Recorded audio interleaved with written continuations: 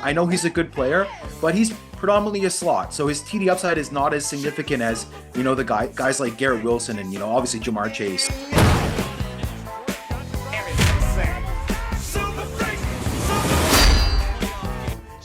Hello and welcome to another edition of Fantasy Football Freaks. I'm Jason, he's Vaz, and today we continue our redraft rankings as we get to the wide receivers. Now, we're going to get to the rankings right away, right after I explain to you that we are creating a redraft best ball league for you, our fans, and we are going to join you for a 14-team league. So we are accepting 12 players into this league. If you want to be part of it, just let us know in the comments section. Subscribe to the channel. Let us know something that you liked or disliked about this video, and that will enter you in. If we have more than 12 people, then we're going to draw somebody from that. And in order to ensure that you're in, you can comment on multiple videos to make sure that you're in the draw as many times as possible if we are over 12. So make sure that you participate, get into our league, join us for the season. It will be a best ball format that we will draft on Sleeper as a slow draft,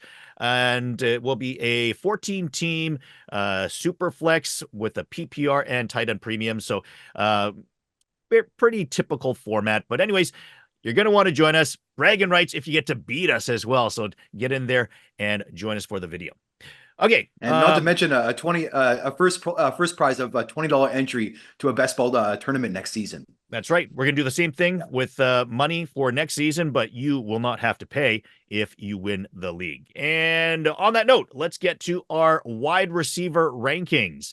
And these are Vaz's rankings for a redraft format. And you're starting off with three guys in your first tier, those being Tyreek Hill, CeeDee Lamb, and Justin Jefferson. Right. So I think for this tier for me, I'm perfectly fine with any of the three. I have Tyreek at the top and, CeeDee at 2. Just over JJ, who I think is a better player, but you know what? Their situations are a little bit more secure. JJ's got the new quarterback. We don't really know what's going on there. So that's the reason he's at 3 for me. I think, everybody knows what Tyreek and CeeDee can do. So I would take Tyreek and CeeDee Lamb ahead of Justin Jefferson, but I'm perfectly fine taking Justin Jefferson in the same tier as them. Okay. It seems like for the last few years, like CeeDee Lamb, Justin Jefferson, and Jamar Chase have kind of been like a clump of three moving around together, whether it be redraft or dynasty. You've got them split up here, but Chase is actually in your next tier with Marvin Harrison Jr. and A.J. Brown. You've actually got Chase at the bottom of that tier. Yeah, that's probably going to ruffle some feathers, but you know what? Last season, Chase worried me slightly. He did not look himself. He did not look the same as he did in his rookie season. I know he's talented. I know he's capable of putting up massive yardage. I just think there was a lot of issues last year in Cincinnati, and I'm a little bit more concerned drafting him than I would be drafting those other guys that you mentioned, Tyreek, CeeDee, and Justin Jefferson. So I have him here in this tier along with Marvin Harrison Jr. and A.J. Brown, who I think are both amazing players and in for huge seasons. Marvin Harrison Jr. at number 4 is going to be surprising to some, but I think he's just going to be a target monster. I think he's super talented, and I think he's going to put up a massive, massive season. So I'm not wavering him. I love him at 4. How do you feel about this so far?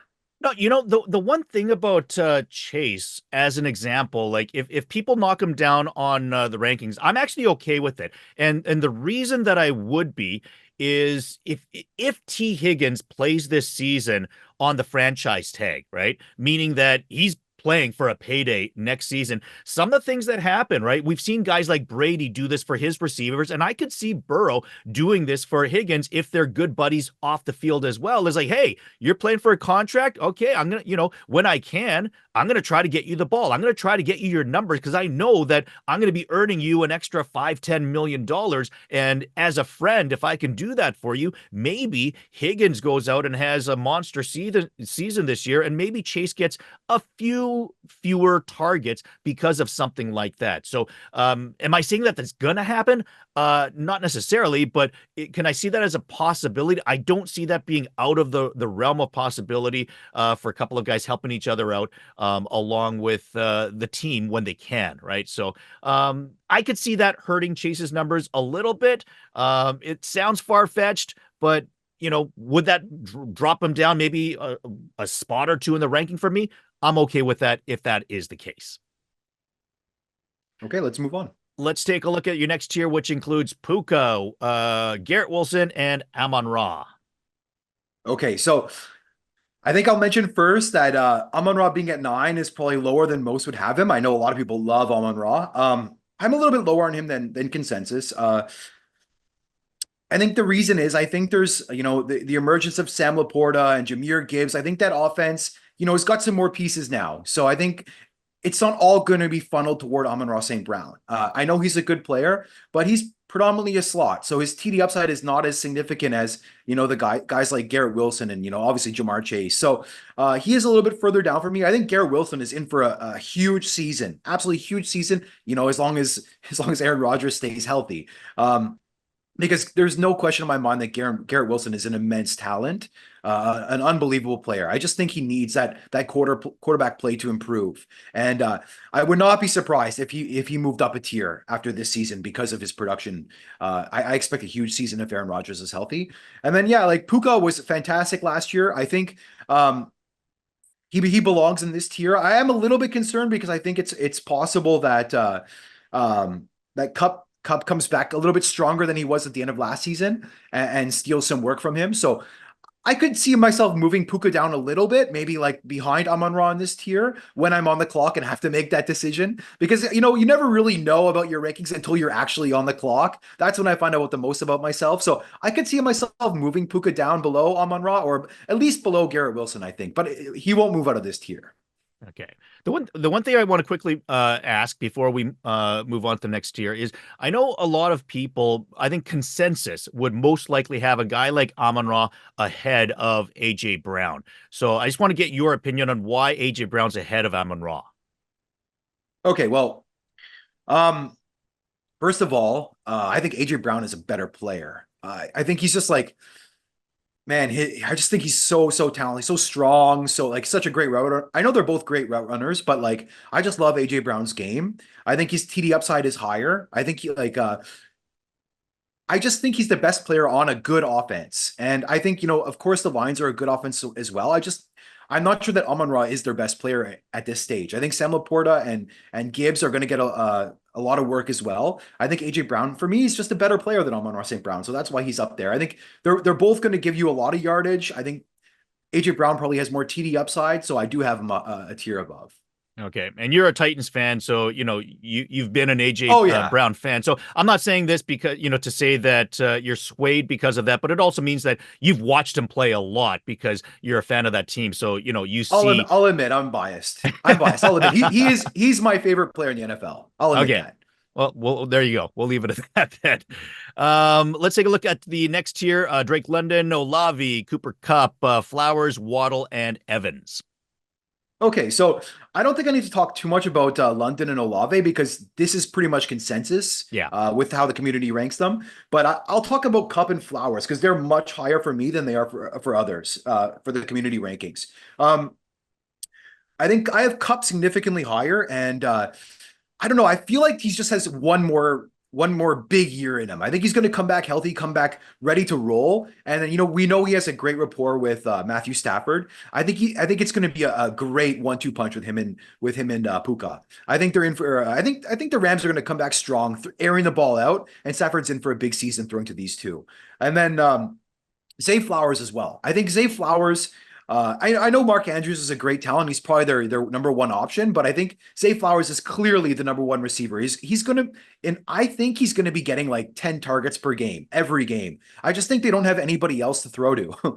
I don't think Rashad Bateman's that great. So, and he's their number 2 receiver, believe it or not. So I think Zay Flowers is gonna get a ton of targets, a ton of work, and I expect he's gonna have a huge second season in the NFL. All right, no pushback there. Let's look at your next tier of DeVonta Smith, Aiyuk, Davante Adams, and Nico Collins. Okay, sure.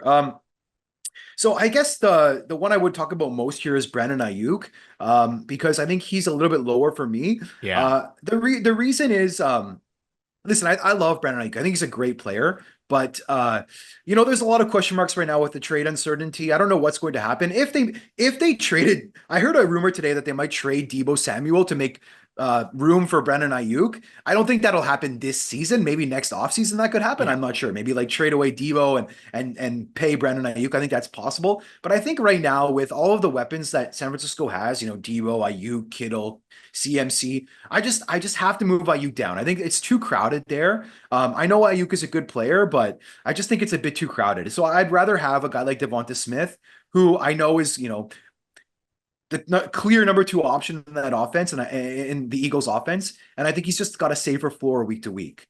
Davante Adams in the same tier. I think he's got another year left in him to put up some big production. I would love to see a trade to the Jets, but I don't think that's going to happen. But I think the Vegas Raiders have a pretty good offense as long as the quarterback plays half decent with Gardner Minshew or Aiden O'Connell. So I think I am a bit concerned because the quarterbacks are pretty bad, but I think the offense could be decent. So I think he's got another solid year in him. And then Nico Collins, he flashed great at the end of last year. There's a bit of worry that there's a lot of targets to go around now with Diggs and Dell there as well, healthy. But he looked so good last year. I have to have him in this tier. Okay. Next year has Deebo Samuel, DJ Moore, DK Metcalf, and Malik Nabers. Okay, yeah. So now, I mean, we're getting to a point now where it's becoming a little bit more difficult for me to rank these guys.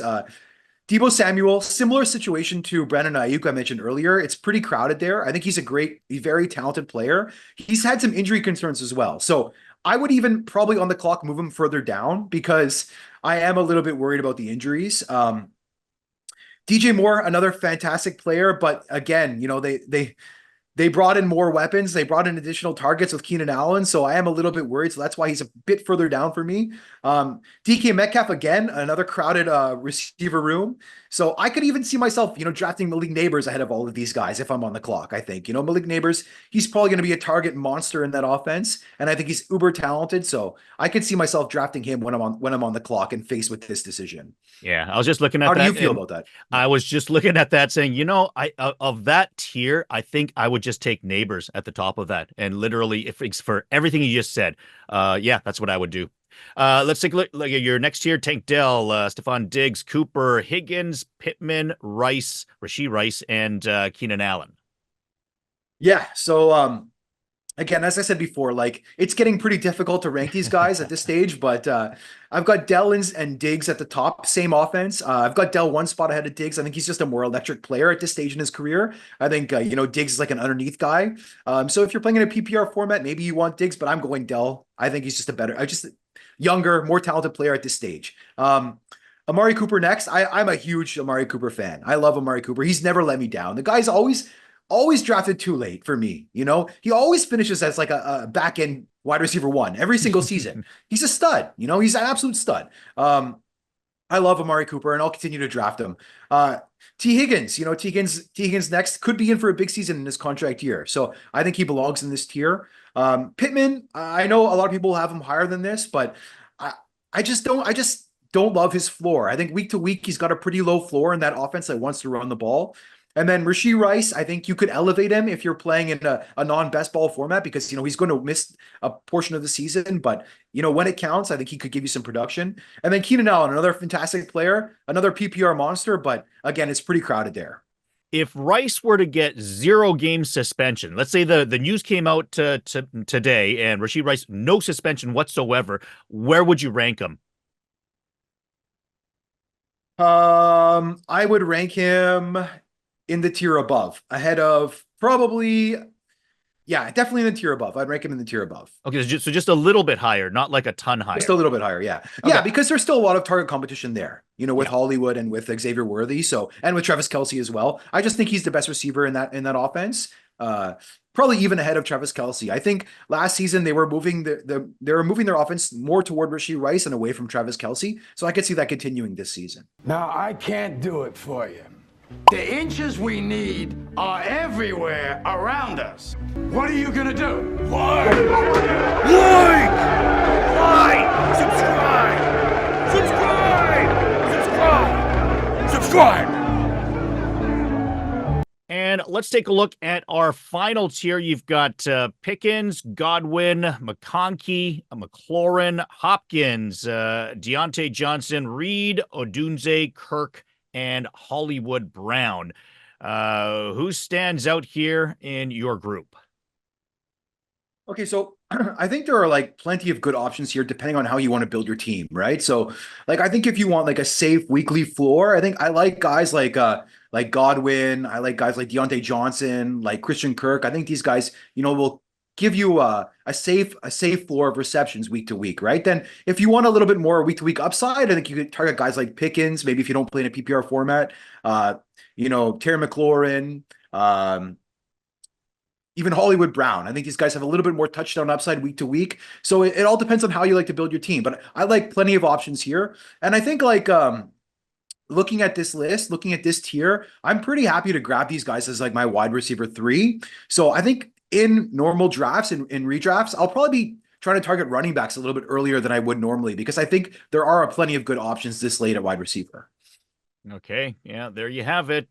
Top 40 wide receivers in redraft leagues for the upcoming season. Let us know who you liked on this list, where they were, who you didn't, who you disagree with. And remember, that will also enter you into the raffle for our league as well that we provide for you. So let us know what you think. Leave your comments below, like the video, and subscribe to the channel as well. And we'll see you next time for another edition of Fantasy Football Freaks.